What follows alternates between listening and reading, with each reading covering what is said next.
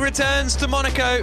The streets of the Principality have been hosting racing since 1929, and now this weekend it is Formula E's turn for hopefully another classic race. It's a really, really wonderful place, Monaco, a really unique venue and somewhere that motorsport fans know all about. And we are here for the 9th round of the ABB FIA Formula E World Championship. This is the Monaco E-Prix. A beautiful morning, the sun just rising over the Mediterranean. It's just coming up to 7:30 in the morning as Formula E goes, you know, traditional. Everything in one day. Again, we've had a lot of Friday free practices over the course of the season so far, but today we have everything in one day. Free practice 1 now, followed by FP2. Qualifying coming up a little bit later on this morning. And then the race getting underway, 3 o'clock local time this afternoon. We're at the halfway point of the season. 8 races down, 8 races to go, and it is Pascal Wehrlein who is leading the championship after that double win in Diriyah, but 3 Kiwi victories in a row. Mitch Evans winning in Sao Paulo and Berlin, and then Nick Cassidy last time out. And that means Nick Cassidy is just 4 points back from Pascal Wehrlein in the lead of the championship. After this, we've got a doubleheader in Jakarta in a month's time. First ever race in Portland, Oregon, and then a doubleheader in Rome and a doubleheader in London to round out the season. Nick Cassidy is the man on the charge at the moment. 4 podiums in the last 5 races for the Envision Racing man. Sam Bird finishing second a couple of races ago in Berlin, but lost his front wing in the battle in the second race in Berlin. Antonio Felix da Costa's had 1 win this season in Cape Town. René Rast and the McLaren team had a miserable time in Berlin, but he's won here twice in the Porsche Super Cup. And Jake Dennis made his Monaco debut last season, and he finished second last time out. That means he's 4th in the championship, having been second for a lot of the year, but he is only 20 points away from Pascal Wehrlein at the top. But as you can see, Nick Cassidy has closed that gap down to just 4 points between he and Wehrlein. Jean-Eric Verne is 3rd. Mitch Evans has climbed up to 5th. He was 47 points off the championship lead arriving in Sao Paulo. Now he is just 24 points away. Every driver has scored points this season, apart from Kelvin van der Linde, who filled in for Robin Freitz for a couple of races, but all the full-time drivers have scored points already this year, and we are in round 9 of the championship. And that obviously means all the teams have scored points as well. Abt Cooper getting off the mark last time out in Berlin with pole position for Robin Freitz, and then a 9th place finish for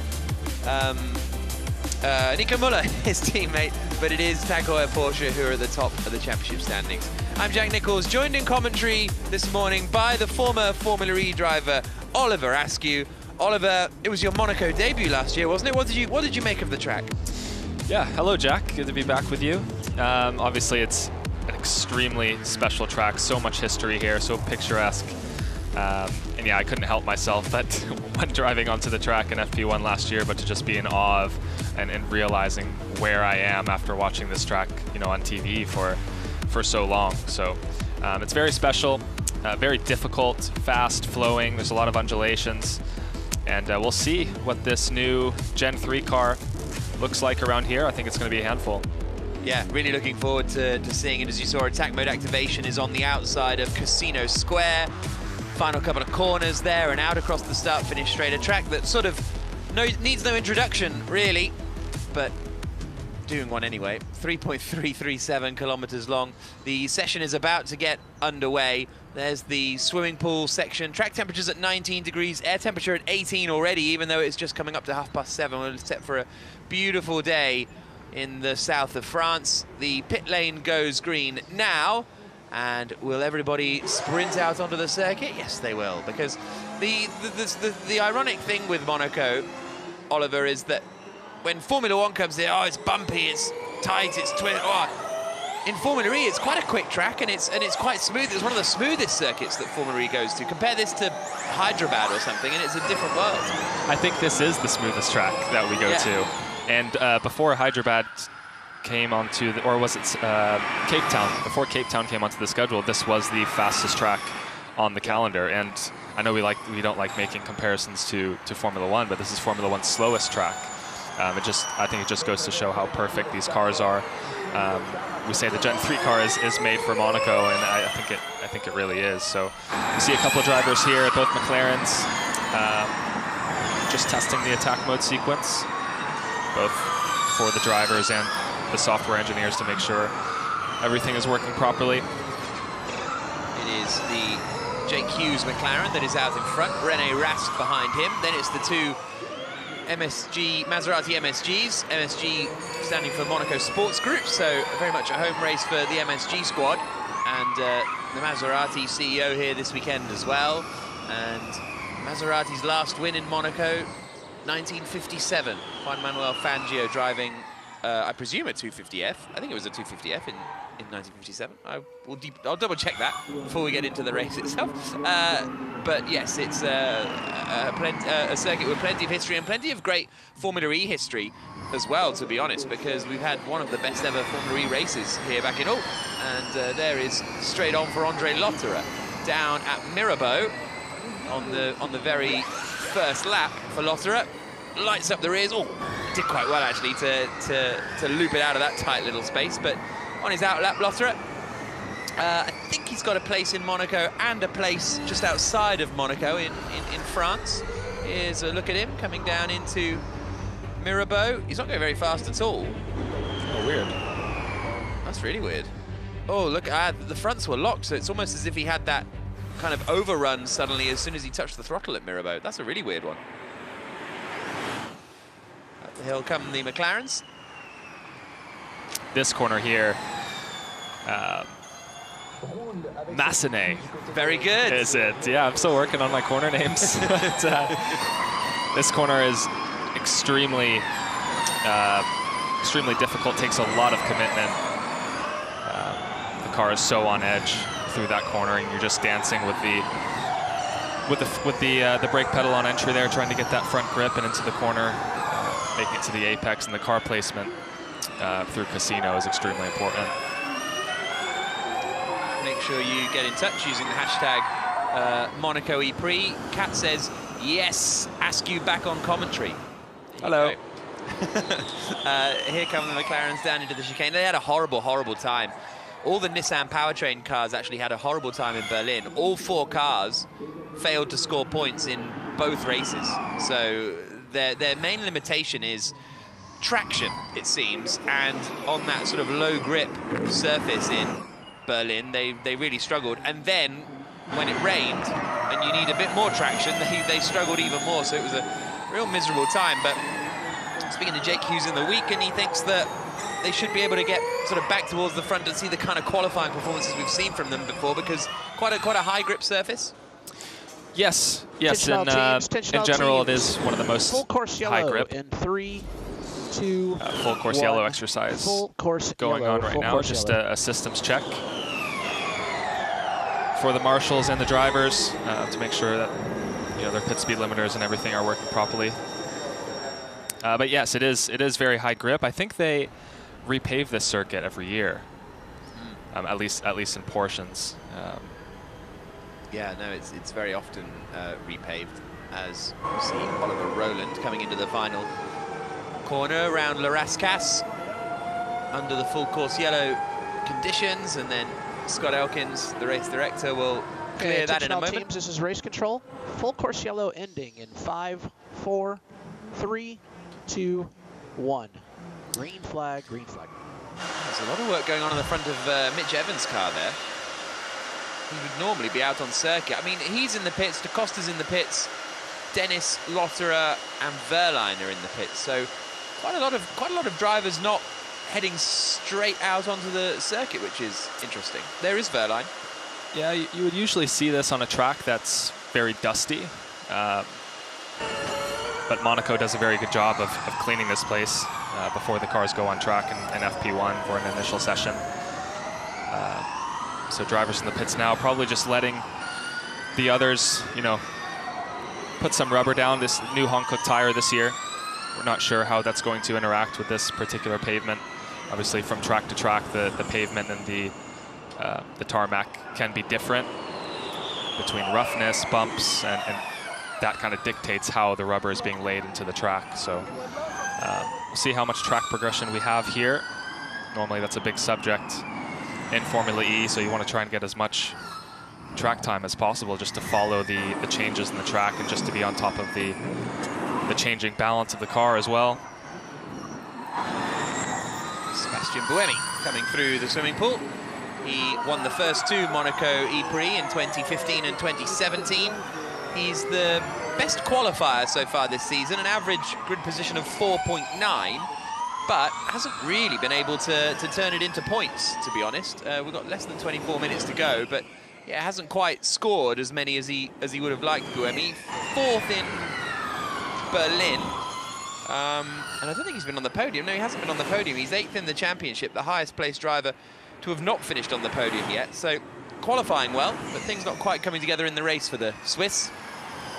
No, and if we've learned anything about Formula E this year, it's that qualifying doesn't matter so much, at least during the past 3 races where we've seen a lot of pack racing. But of course, you get 3 extra points for pole. So that's important. But the last 11 races, the pole sitter hasn't won. That's already a ridiculous statistic. Yeah.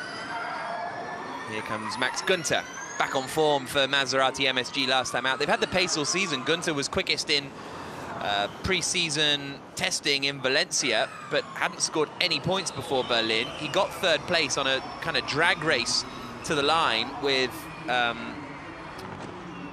think it was Buemi, actually. I think it was Buemi, wasn't it? Yeah, it was. So Buemi missed out by, like a 1/10 of a second. Günther took it, and it was nice to see Günther back up the front of the field, because Maserati kind of should be there, really. Yeah, I agree, and that's at his home race as well. That was a big event for him. These guys have had their ups and downs through the season for sure. Well, I think they finally had their ups in Berlin, to be honest, because it had been a really, really tough time for them. But yeah, a home race here for the MSG squad. Günther comes across the line, and he goes 2nd fastest, 2/10 slower than René Rast, who's at the top of the times at the moment. Still Evans, Da Costa, Dennis, so it's all the... 8 and acknowledge. 8 and acknowledge.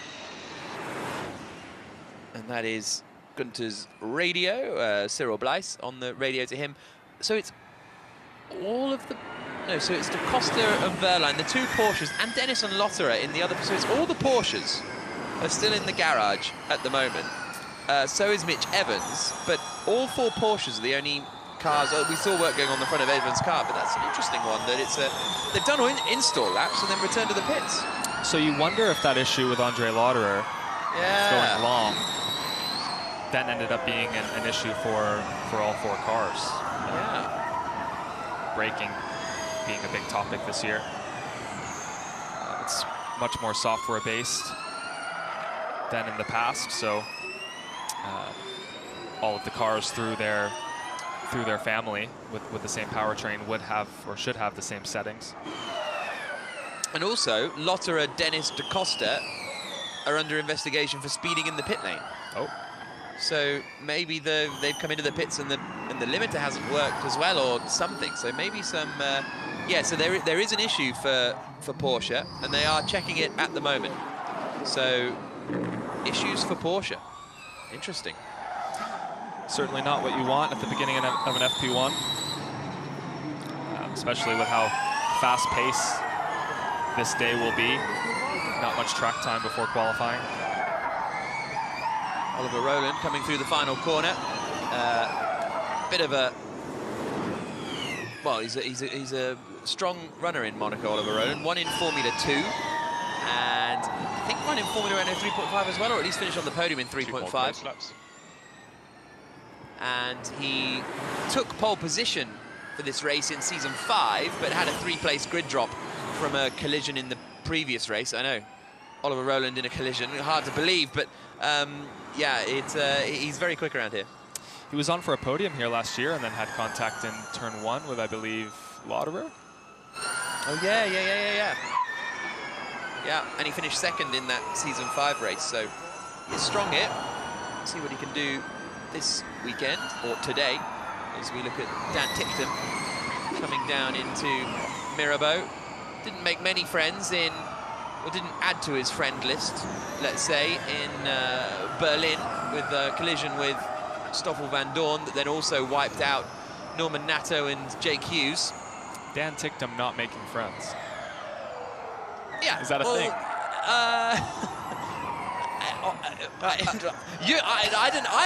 Look, I said it before. I like Dan Ticktum, I do too. but He leaves on it all track. on the racetrack. You can't blame him. Yeah, exactly. Here is Mortara up into the first corner. He's got a new race engineer this weekend, Pierre-Paul Ferry, who's been part of the team since the start of season 7, but is now Edo's race engineer as he comes up this weekend. And new race engineer mid-season, is that a bit tricky to kind of get used to, or is it not too bad? Depends. I would say that if you have a similar way of working, if you come from the same country and have the same dialogue, that can be a seamless transition. But if you go into working with someone that maybe doesn't have the same native language as you, there can be a bit of a barrier there. I know for myself.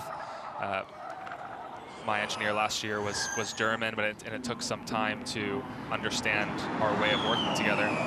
And that relationship with driver and engineer is so often talked about. It's extremely important, and we try and spend as much time together as possible just to get that team morale built up. And it can be hard, certainly. Interesting. Yeah, I didn't really think of the. Someone was talking about that earlier this season as Mortara comes into the pits. Who was it? I think it was Rene Rast. Who... Was it Rene Rast? I think it might have been Rene Rast who said this is the first time he's racing for a non-German team in his, whole career. And so he's actually having to get used to, just things like the humour around the garage and things like that. Not the fact there is humour, but but just that it's a different humour and all those sorts of things. That even when you can then, okay, everything happens. When he was at Audi, everything happens in English on the radio and all of that. But you can just go and have a chat with your engineer in German, and it's all just quite chilled and all just quite natural, as opposed to being in your second language the whole time. And look, Rene Rast is fluent in English, and I'm sure your engineer was fluent in English as well, but it's a bit different. The terms are different. Yeah. And I'm sure he's experienced a lot more sarcasm in the English garage than he has in previous teams. Yeah. Hopefully he's not taking that too literal. Here comes Jean-Eric Verne across the line, and he goes quickest at 1:32.717 for Verne, who won here in season 5 in the DS to Cheetah, and he's being followed up the hill by Robin Freitz, who I don't think has ever won in Monaco Freitz, but he did take pole position last time out in Berlin in that wet qualifying session. So Verne and Freitz coming down the hill into Mirabeau. Verne, as far as the championship is concerned, is there in 3rd place, and he won that race in Hyderabad with Cassidy all over the back of him, but he's kind of on a stealth mission this year, Jean-Eric Verne, is kind of how it feels. He's always there. He's only 19 points off the championship lead. Another podium with a 3rd place finish in the previous race in Berlin, and he's still in with a shot, I think, this year. Both him and Nick Cassidy, I believe, have both been on a stealth mission. I like that word. They've been quiet. They've stayed clean. The track's certainly starting to rip up now. 15 minutes down, 15 to go. Drivers are starting to get back into a rhythm after not driving here for a year. Porsches are on track now. So Da Costa, Dennis, Lotterer and Verline are all on circuit. So they've lost the first 15 minutes of this session, which will be a frustration for them for sure, but not entirely insurmountable. We saw Pascal Verline miss all of free practice 1 in Hyderabad and still had a strong enough weekend, but won't be ideal for their preparation. Sam Bird is in the pits, but everybody else is on circuit. Bird currently 4th quickest, as you can see. There's only, it's less than half a second covering the top 7 at the moment. As Freitz climbs the hill. Did that excellent qualifying in the wet in Berlin, but maybe still struggling a little in the dry conditions, Freitz, and slipped back in the race, where his teammate Nico Müller was able to finish in the top 9 and score a couple of points for the Abt Cupra team. But it was quite the scenes in the garage, wasn't it, when they took that, when they locked out the front row. Yeah, incredible. So good to see that at their home race as well for Abt Cupra.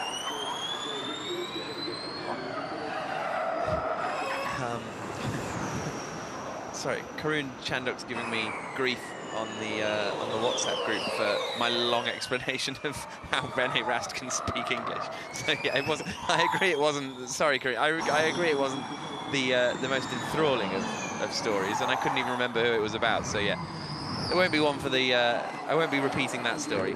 Here comes Freitz through the swimming pool. Verne keeps out of the way. Freitz was a couple of tenths down after the first 2 sectors. About half a second down after the first 2 sectors. So this could get him up into the top 10. He's 18th at the moment, 4 seconds off the pace. So this is going to be a more representative lap time for Freitz as he comes through the final corner. Thomas Biermeier, his team boss.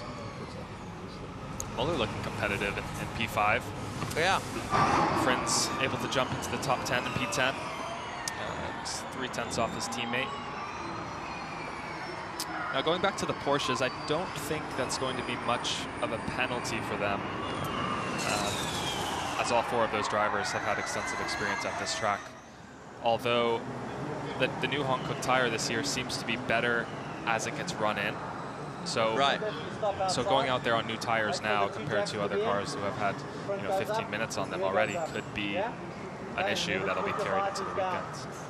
And so do they get better, like, as the weekend goes on, in terms of, are they 10 laps behind and won't be able to catch up with the goodness of tire, or is it every time you go out? I believe it's wear. It's not heat cycle. Right. So it's the actual wear and time on the tire that is important for the new Hankook tire this year. It's backwards from last year's tire. Last year's tire was best when it was brand new, which is typical for a racing tire. Yeah. This one is a bit special, surely. Oliver Rowland to the top of the times on a 1:32.2 for the Mahindra team. Lucas de Grassi speaking in the week, Rowland's teammate, saying, yeah, it's strange coming to a race knowing that if you pull everything off perfectly, hopefully you should finish 9th, and that's something he's having to get used to. Here's Antonio Felix da Costa in the Porsche. Won here in season 7. Through the final turn, out across the line. And after the first couple of sectors, he's a second down on what is his first sort of push lap at the moment. And he does a 1:33.729, 1.5 seconds off the pace of Rowland. Muller up there into second spot, only 400ths back from Rowland. That was Verline, you see, appearing out of Sandevot and climbing up Beau Rivage towards Matinee. Okay, keep me posted in terms of tyre temps. Carl Wilson-Clark asking to be kept posted as far as tyre temperatures are concerned. Verline currently 16th fastest, was leading the race last year before a mechanical issue. And he's the championship leader, but he has not been on the podium in the last 5 races. So big weekend for Verline here. This is the first weekend, really, that he could lose the championship lead, realistically. Yeah, still a lot of time to go in the championship. Obviously, other teams have caught up to the Porsches, who initially we believe to be the strongest car by a huge margin. But as we expected, other teams began to catch up as the development of this car continued. It'll just continue to get tighter and tighter through the grid as the season goes on. Less than 10 minutes to go. Verline flicking it through the exit of the swimming pool. Up to La Rascasse. You can hear the tires are making more noise than others. And that could just be because they're 15 minutes newer. Yeah, no, that was really noticeable, wasn't it, into Rascasse. Across the line comes Verline. And he goes 16th fastest, 1.2 seconds away from Ollie Rowland at the moment. Muller has returned to the pits, as has Freitz and Cassidy. Here's Jake Dennis with a little Monaco special helmet. Roulette wheel on his head as he throws it into turn 1. The tyre's still there. Let's push again. Let's push again. He just did a push lap to go 6th fastest. Oops. Up the hill into Massenet, and he's backed out of this one, I think. Yeah, he's got some traffic there. Takes the opportunity through the attack loops. Now it's difficult to see from this angle, but at this point, the track goes downhill drastically.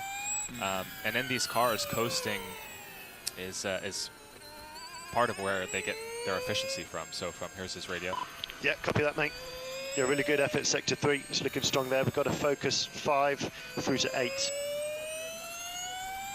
5 through to 8. What's that Casino Square and that sort of area, I think? You're the one with the track map, aren't you? Yeah, that's Mirabeau through Portier. Ah, okay, down at the, coming back out to the tunnel then. Yeah.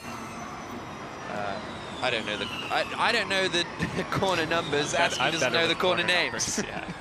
So between us, we'll work it out. 8 minutes to go then, as Lotterer backs off to try and find a bit of space as well. Degrassi in the mix in the Mahindra. There is Lotterer, currently 22nd quickest. Tough season so far for Lotterer. He's picking up some points here and there, but still that 4th place finish in Mexico is his best. He's the only driver to be 8-0 down to his teammate in terms of qualifying head-to-heads. And he's 22nd at the moment. Here's Sam Bird out through the final corner. Was this a push lap for Bird? I think it started as a push lap. But he got traffic at the end. Yeah, he got traffic. So he'd started a push lap that time through Sam Bird. Lost his front wing in Berlin, which frustrated him because he thought another good result was on the cards. But even though there's such a, I don't know, it feels like a bit of a change in Sam Bird this year a little bit, because he normally last year, after a race where he loses his front wing and sort of crashes out, he'd be quite, not down exactly, but I sort of saw him last week after Berlin and he'd be like, oh, you know, so annoying, so frustrating. But actually he's like, nah, it doesn't matter, because I think he realizes he's maybe not in the title fight exactly, but he knows he's got the pace and he knows he's running at the front again, which wasn't the case last year.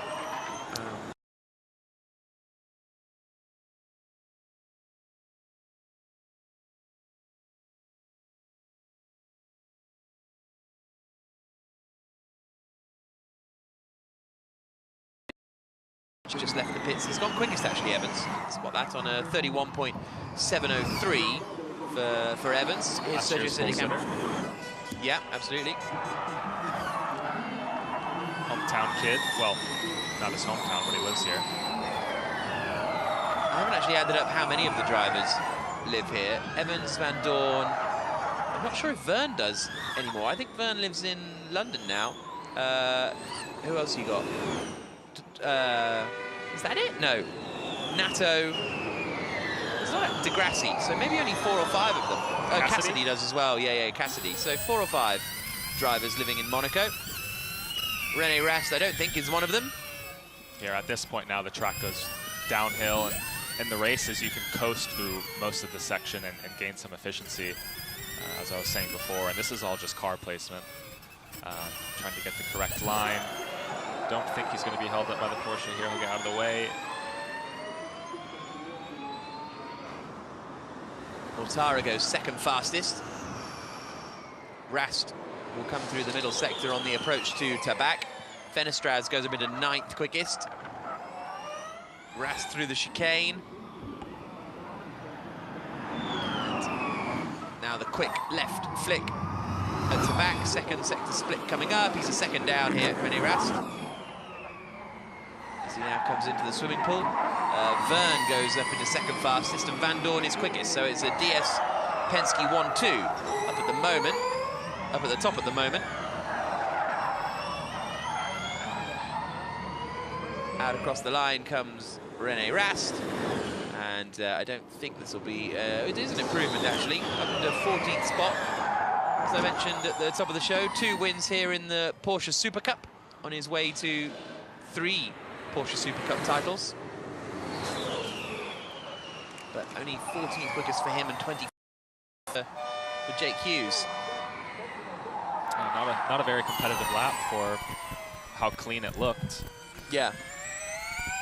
On board with Mitch Evans. He's He preparing is, for a flyer. Yeah, correct. He's on a cool-down lap at the moment. And comes through the tunnel. Verline's done a reasonable first sector as Evans comes through. Bird jumps up into 7th place, so he did a push lap and found a little bit more time. Degrassi currently the slowest of the drivers. At the moment, it's still Muller and Freitz in the pits. The pits for a little bit, I think. But we'll see whether they go out again towards the end of this session. Right, here comes Evans then. Race winner in the first of the 2 races in Berlin. Back-to-back victories for him in Sao Paulo and Berlin. 4th then in the 2nd race. Let's see what he can do. Last year's pole sitter, as Oliver mentioned. And he gets on it now coming out of Anthony Nose. Down towards Sandoval. The act emerging from the pit lane there was Nico Muller, so they are going back on track for these final few moments. He's got Stoffel Van Dorn ahead of him, Mitch Evans. Stoffel get out of the way here, and Massenet, hopefully. In fact, the timing screens are lighting up. Everybody now has decided to do a push lap. Verne is rapid in Sector 1, Mortara rapid in Sector 1, Tipton, Buemi, Lotterer and Sete Camera all going quickly in the first couple of sectors, so everybody is pushing here, and Evans is 3/10 down on Sector 1. Jaguar were feeling confident coming into this weekend. Okay, it's only free practice 1, but oh, someone's off. Straight it's on, a Mahindra Degrassi, I think, lurking under the trees at Sandoval. Yeah, it's Lucas Degrassi, and that will frustrate drivers who are just starting a lap because the yellow flags will be out there. Gunter goes to the top of the times. Tictum jumps up into 4th place. Lotterer goes P2. And here's Degrassi. Whoa! Oh, in the wall. Is his radio? I had a complete lock of the rear. Complete lock of the rear. So That's what spun him round. Yeah, the rear locks, and then you try and add more brake pressure to slow the car down. Then the front's lock is what we saw initially, but the problem coming from the rear axle. Never seen a moment like that at Sandoval, but as I say, that'll bring the yellow flags out. Mortara quickest, 9 thousandths quicker than Verne, with Gunter 3rd, Buemi 4th, Lotterer, as you say, up into 5th. And they will hoik now. Degrassi's managed to get going again. Oh, didn't quite have enough grip on the pavement there to get the spin round managed. And the front wing is pretty dangly there. I think that's going to be a tough one for Degrassi to get back into the pit lane without that wing going underneath. I think he's waving to the marshals. It's a difficult one there in turn 1, because the braking point is just around that crosswalk, that 2nd crosswalk. And yeah. With the paint on the crosswalk, it's always has less grip than the actual pavement.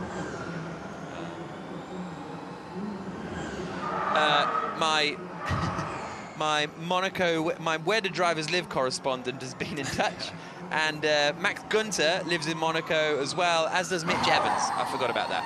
And apparently James Rossiter also lives in Monaco. Must be nice, Jack. Oh, yeah. Hey, says the man who lives in Florida. Like, that's all right. That's all right. Porsche confirming that the software issue that temporarily affected the recuperation system, i.e. the regen, has now been resolved. So Porsche back on track, and the checker flag is out then. There are a few laps coming in now that that yellow flag is cleared. In particular, Mitch Evans, who goes to the top of the times. A 1:30.361, 3/10 clear of everybody else. What can Stoffel Van Dorn do here across the line? 2nd fastest. Evans quickest, Van Dorn 2nd. Now we are on board with the envision of Nick Cassidy. 21st quickest at the moment, 2nd place man in the championship. And he's 1.5 seconds down, actually, after the first 2 sectors. It was his first race here in Monaco last year, and he's backed off. So I presume he got scuppered by the yellow flag at some point. He was a second down in Sector 1. And he will come now through to take the checkered flag. So that'll be a bit frustrating for Cassidy, but he'll see Buemi up there in 7th place. And Buemi's actually out-qualified Cassidy this year, both in terms of average grid position and in terms of their head-to-head. Buemi is 5-3. Cassidy's been told to go slowly to save the powertrain. That's why we saw him back off there. Mortara purple, Sector 1, about to close a lap. That's a lot of Max Gunther as well, personal best, Sector 1. Hometown team. He's lost a bit of time in the middle sector, Edo Mortara. Gunther goes up into 3rd spot. Mortara remains in 4th. Improved in sectors 1 and 2, but lost 6 tenths to Mitch Evans in sector 2. So improved in 1 and 3, but lost out the time in sector 2, Mortara, but still 3rd and 4th. And again, looking, and that's Degrassi's plank cam, and we're seeing the wings scraping along the ground. Oh, oh, oh, oh. Oh, this is stressful, this camera angle, isn't it? Is it going to go? I think he'll be all right now. He's made it quite a ways. Oh, here's the replay. Yeah. You can see the undulation in the braking zone as well. Just pitching the car, and yeah, braking is not easy through that complex. Looks like he's made it back without any more damage. Yeah, and it does just look like it's the wing, doesn't it, rather than the suspension. Yeah, that just sort the of all front looks wing. okay. So Degrassi returning to the pit lane. Never won in Monaco, Lucas Degrassi, but finished 2nd twice in the first 2 races to Sebastian Buemi. As he returns to the garage now, and that'll be a fairly quick change for the Mahindra crew. Practice starts. It'll be the left side of the grid this weekend that will have the least amount of grip, I believe, as everyone runs the inside of the front straightaway. Yeah, it's quite a rare circuit, Monaco, where the pole position is on the inside of the run down towards the first corner for that reason, and because it's quite a short blast. I imagine if it was just a Formula E grid, it would probably be on the outside, but its pole position's on the left-hand side as we look at it here.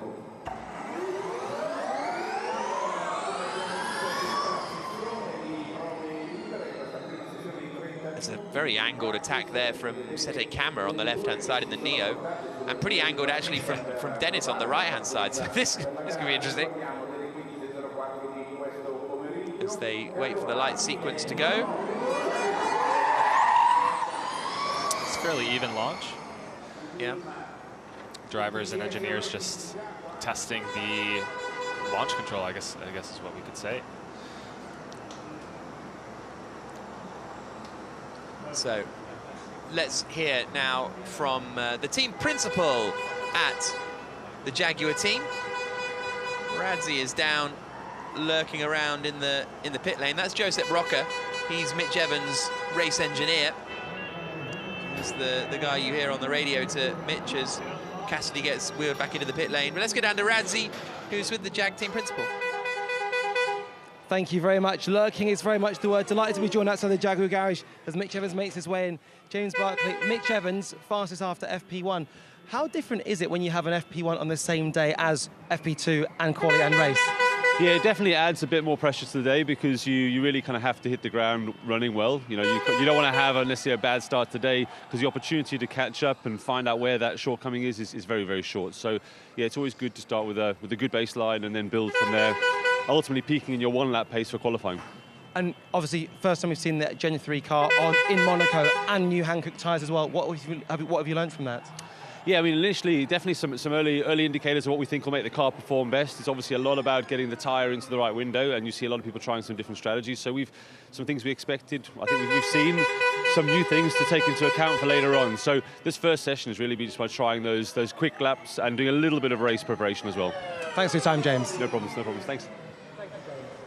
So there is James Barkley. His man, Mitch Evans, quickest in the first free practice session. A 1:30.361 for Evans, a 10th quicker than Stoffel Van Dorn. Gunter third fastest, Edo Mortara fourth fastest with Jean-Eric Verne fifth. 3/10 separating the top six. Good lap actually from René Rast in the Neon McLaren. Looking competitive. Sete Camera, Buemi, Lotterer and Bird, the rest of the top 10. So all four Stellantis powertrains, if you will, in the top 10. 3 of the 4 Jaguar powertrains in the top 10. You have to think that Nick Cassidy would have been in there as well if he hadn't had traffic or a yellow flag or something, because he's not going to be 3 seconds off the pace. The Porsches, 12th and 13th for Wehrlein and Da Costa, a second away. There's a lot to learn for them when free practice 2 gets underway in less than an hour.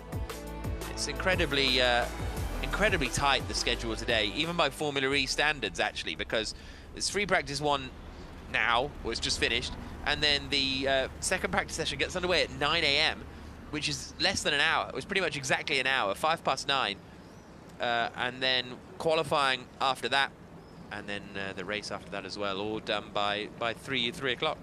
Yeah, you certainly don't want to crash the car. Yeah. You know, taking a front wing off isn't a big deal, but any suspension damage will take too long to change. So, free practice 1 over in Monaco, the first 30-minute session. The McLarens straight out of the pit lane. And there were yellow flags early on because there was a bit of a technical problem for the Porsche of Andre Lotterer down at Mirabeau. That kept them all in the pits for a while. Oliver Rowland there, and there you can see Pascal Wehrlein waiting in the garage before the Porsche problems were cleared, which they were, and then they got back out on circuit, and in the end, they did about 5 laps less than everybody else. Antonio Felix da Costa, as he came through the final corner, ended the session 13th fastest. Big lockup for Lucas Di Grassi down at the first corner in the Mahindra, spearing into the barriers, damaging his front wing. Managed to drag it back to the pit lane. This was the view on board from the Brazilian. All locked up and then facing backwards at Saint-Devon. Oliver Rowland with a looked strong in the early part of the session, ended up the 16th fastest as the lap times got quicker and quicker as the session went on. But it was the Jaguar of Mitch Evans, 2 wins in a row, 2 wins in the last 3 races, and he starts the Monaco day fastest of anybody. So, strong start from Evans, Oliver. That's going to be really, really positive for him. Very good, and you heard his team principal, James Barkley, mention it's so important to hit the ground running, and that's just exactly it. Coming off of a pole position last year, almost won the race. Yeah, this man's looking in strong form. It's 2 Monaco races that he's almost won, because he lost the lead the year before on the very final lap. Did an overtake up through Beau Rivage, which actually ended up using up too much energy, and that's kind of what cost him, because then Da Costa had a little more. But we will be back, as I say, for free practice 2. It gets underway at 9:10, so exactly 1 hour from now, the cars will be heading out of the pit lane for the second free practice session. Qualifying gets underway. We will be on air at 10:30 local time in Monaco, and then the race gets underway 3 o'clock local time for the 9th round of the ABB FIA Formula E World Championship from here in Monaco.